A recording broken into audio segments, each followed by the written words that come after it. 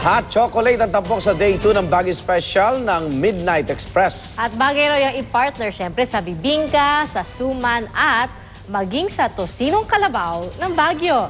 Narito na si Micael Daes.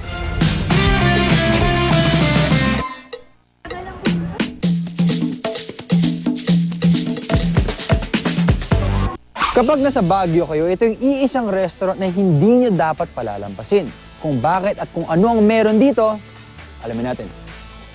Saktong-sakto, ang ending natin ngayong gabi ay ang Chocolate Batirol. Sinamahan natin, ano nga ba ang maputahin natin dito? This one is bibingka, suman. Ito po ay tosinong kalabaw.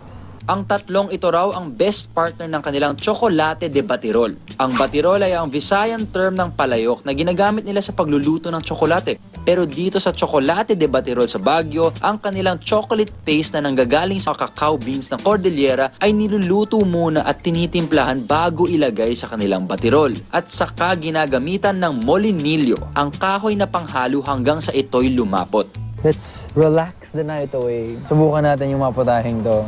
Cheers. Cheers. Dito, yung tsokolate nila, hindi masyadong matamis. Linalagyan rin nila ng konting asukal para magkatamis. Pero yung tsokolate mismo, may pagka-bitter siya. Masarap lang talaga yung timpla. Parang saktong-sakto lang yung tamis, yung bitter taste niya. Siyempre, yung init niya bagay na bagay sa panahon dito sa Baguio City. Bakit nga ba ito ang sinerve niyo sa amin? Sir, yung suman lihi, ano yan? It's good with chocolate talaga, even in the old times. They dip it or whatever they want, how they do it. Pag Pasko, masarap po yung bibingka with chocolate, diba? So dito, all year round, kaya yan ang sinaserve namin, especially the bibingka, all year round Christmas tayo. Okay, ito na. Tosino. Ang kalabaw.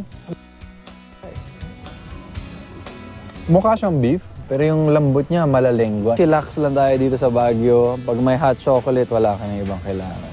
Ako po si Micael Daes, this is Midnight Express. Kuya Igan, Ate Pia, cheers!